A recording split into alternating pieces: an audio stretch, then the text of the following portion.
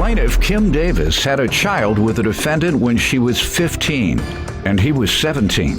And she claims the defendant was incarcerated for most of their son's life. Kim suing because she claims the defendant owes over $18,000 in child support. Defendant Christopher McLean says he had a good upbringing, but he ended up making some bad decisions and became addicted to crack. Christopher claims when their son was younger, Kim dropped him off on Christopher's doorstep, and Kim didn't see their son again for 7 years. Start with you.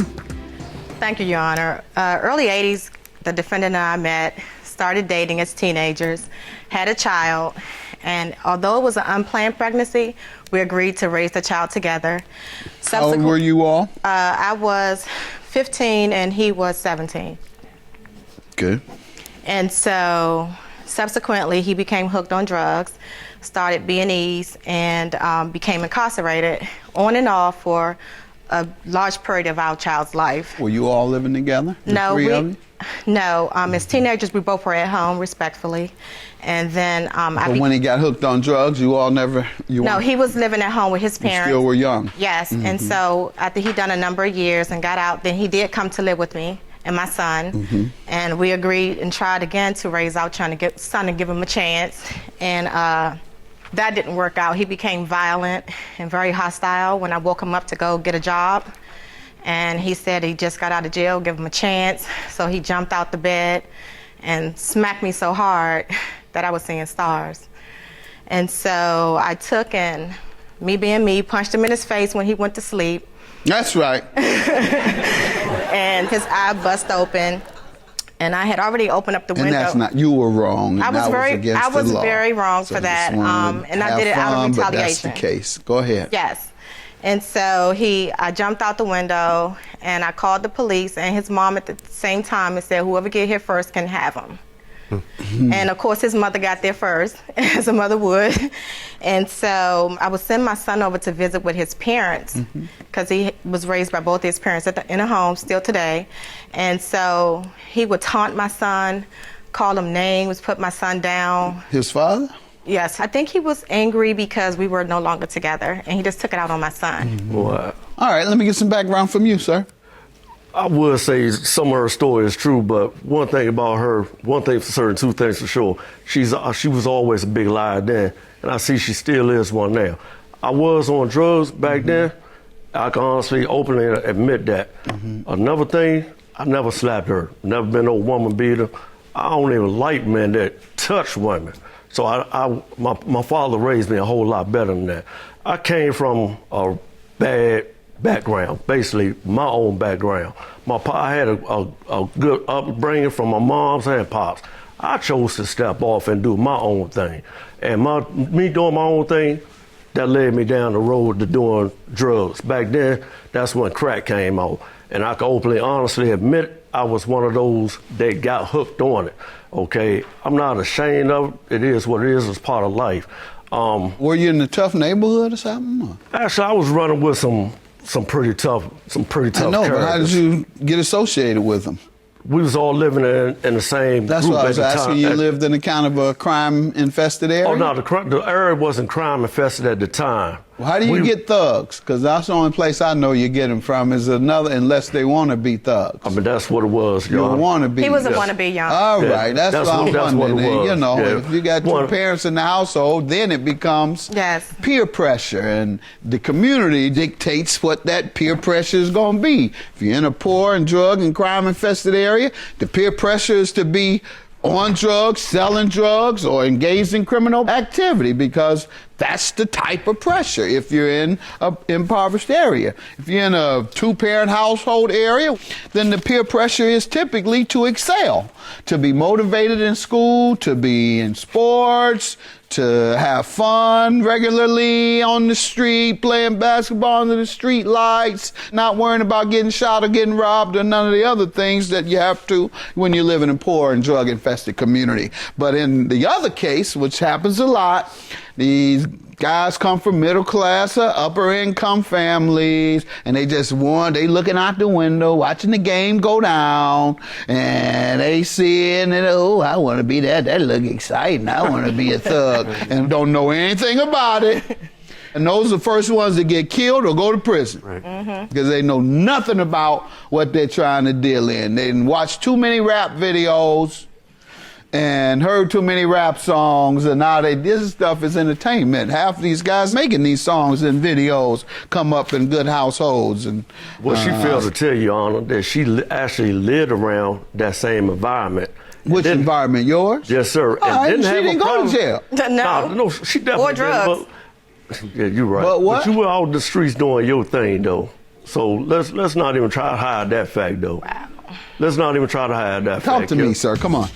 What was it like being with her? With you all as a couple? You are always on drugs during the time you all were together, or incarcerated? Sir, some of the things she said was true. You know, I did get hung on, drugs.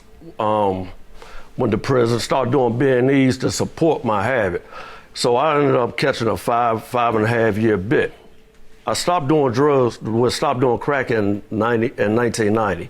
All the way up to the day I've been clean and sober from it. I came home in 96. Upon me coming home, she did say that right. The first day I was home, Your Honor, from 5.5 years, the first night I was home, went to her place, she wakes me up at 3 o'clock in the morning, telling me to go find a job because bills need to be paid. To get ready, Your Honor. The first night How long had you been in prison? 5.5 years, Your Honor. Well, then you ain't had nothing but time to sleep. Come on. Go ahead. 5.5 years, she gonna wake me up my first night home. So I'm like, okay, I left the situation alone. Went back to my parents' house, okay? At the end of 96, I get a knock on the door at night. I look out the peephole and I see my son standing outside of the door. Now I see 3 trash bags standing behind him. I'm like, what's going on? Where's your mom? He said she left. I grabbed the bags, brought his bags in. From that night, he resided with me and my parents for a good 5 to 7 years. During the whole time he was there, she never once came over to the house to see our child. Not my child, but our child, not one time. Never came over to the house, never bought anything over there. And at the same time, I was coming out of my pocket. I was working an odd job. So when did she begin seeing him again? This is probably like about 2005, something like that, Your Honor. And the only reason she said that I was down on myself. So she never saw him from 96 to 2005? No, she never came to our residence to see him. That's not what I asked you. Well, from my knowledge, she never seen him, Your Honor. Okay. From my knowledge, she never seen him. She never from your knowledge, you know what your son does? I hope. Let's get to this child support. Your Honor, he's made a total of 24 payments, starting in 1997. Not this year. No, not this year. And he even had the audacity to look for impunity and ask the court to dismiss part of the arrears because he was incarcerated. How much is the arrearage?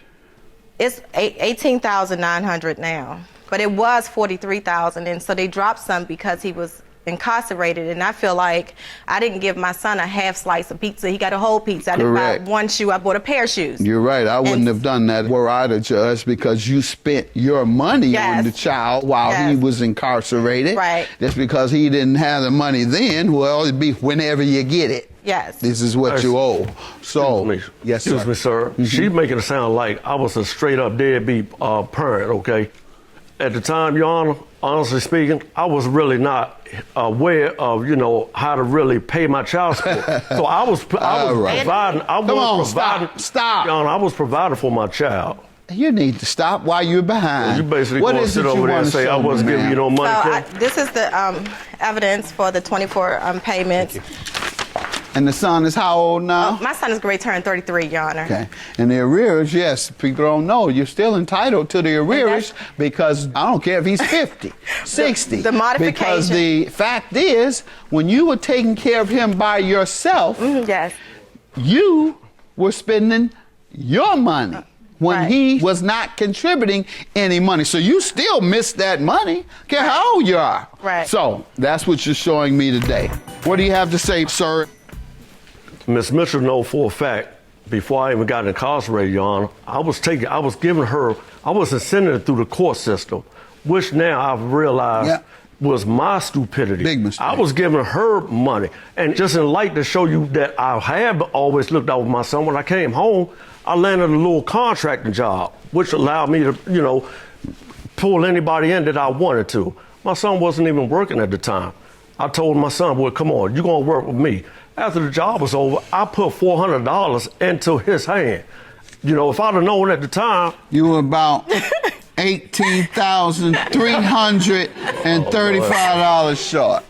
During the whole time, Your Honor, excuse me for saying it again, I was giving her money and also take care of my child the best way that I could. All right, and you had a hearing where you petitioned and successfully had the arrearage cut in half, right? Actually, yes, sir. Actually, I had Did you tell the judge the things you're telling me? Actually, no, sir, because the judge wasn't trying to hear it. Actually, I had 2 You heard hearings. it enough to cut it in half?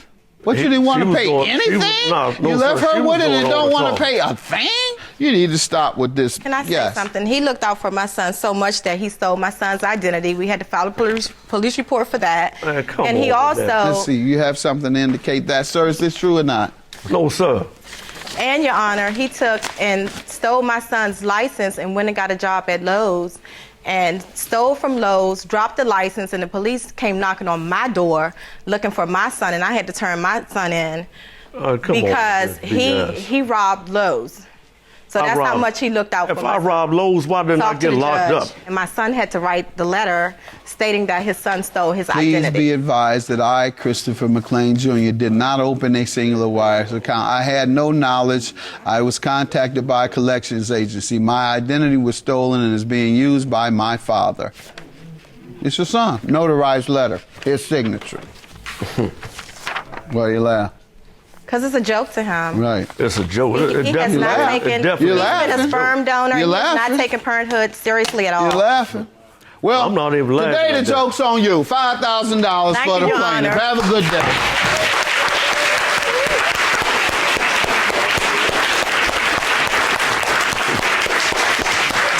Hey, you still a wild little though, you know that?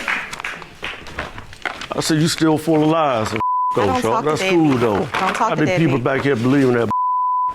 That's cool though. Little trick. Thank you. See you, sperm donor. Then you still the trick, Sean. I just want to wish my son's sperm donor the best in life, and hopefully him and our child could mend their relationship and have a great father-son relationship. I want to wish this trick the same thing. And there you have it. Point blank period. There you have it. A deadbeat dad. You're still a big liar though, Kim. You still a big liar. We wish you well, sir. Nah, Short, I don't want nothing from you. You still a big liar, man. I can't believe this you came up here and said though. Blessings. Right. And your man gonna stand behind it because he don't know the real you.